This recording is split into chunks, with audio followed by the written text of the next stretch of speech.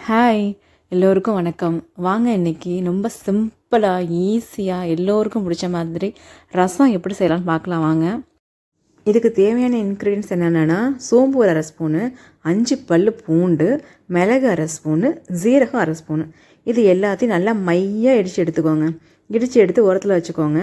அடுத்தது நம்ம அரிசி வாஷ் பண்ணுறோம்ல, அந்த தண்ணியை 2 வாட்டி வாஷ் பண்ணி கீழே ஊற்றிடுங்க. 3ஆவதாக வாஷ் பண்ணிவிட்டு அந்த தண்ணியை நல்ல தண்ணியாக எடுத்து வச்சுக்கோங்க. எடுத்து வச்சுக்கிட்டு இப்போ ஏற்கனவே இடித்து வச்சுருக்கோம்ல, அது எல்லாத்தையும் அதில் போட்டுருங்க. அடுத்தது தக்காளி ஒரு தக்காளி அதில் போட்டு அதையும் நல்லா போட்டு கரைச்சி எடுத்துக்கலாம்.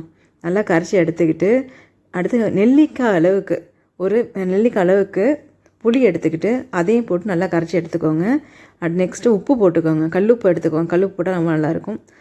அடுத்து மஞ்சள் தூள் எல்லாத்தையும் போட்டு நல்லா கரைச்சி எடுத்துக்கணும். எவ்வளோக்கு கரைக்கிறோமோ அவ்வளோக்கு நல்லாயிருக்கும். கையில் தான் கரைக்கணும். அடுத்ததாக கொத்தமல்லியும் சின்ன சின்னதாக கட் பண்ணிவிட்டு அதிலே போட்டு அதையும் போட்டு நல்லா கரைச்சி எடுத்துக்கோங்க. இப்போ எல்லாத்தையும் கரைச்சி எடுத்துக்கிட்டு வச்சுக்கோங்க. ஒரு தனியாக எடுத்து வச்சுக்கோங்க. இப்போ தண்ணியை இப்போ எப்படி தாளிக்கணும்னு பார்க்கலாம் வாங்க. நெக்ஸ்ட்டு ஒரு கடாயில் எண்ணெய் ஊற்றிக்கோங்க.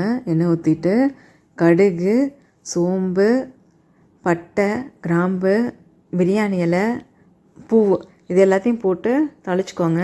அடுத்தது பெருங்காயம் போட்டு அதையும் போட்டு நல்லா தாளிச்சிக்கலாம். அடுத்தது 3 வரமிளகாய், கருவேப்பிலை இது எல்லாத்தையும் போட்டு நல்லா தாளித்து எடுத்துக்கிட்டு அதுக்கப்புறம் நெக்ஸ்ட்டு சின்ன வெங்காயம் ஒரு 4 இல்லைனா 5 சின்ன வெங்காயம் எடுத்துகிட்டு சின்ன சின்னதாக கட் பண்ணிக்கோங்க.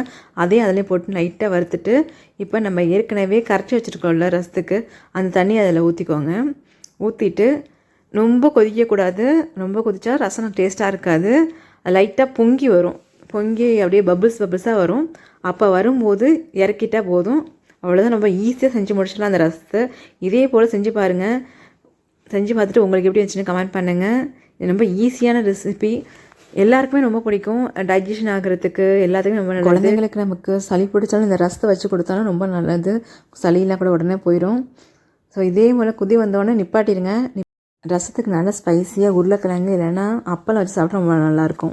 இதே போல் செஞ்சுட்டு உங்களுக்கு எப்படி வந்துச்சுன்னு கமெண்ட் பண்ணுங்கள், லைக் பண்ணுங்கள், ஷேர் பண்ணுங்கள். தேங்க்ஸ் ஃபார் வாட்சிங்.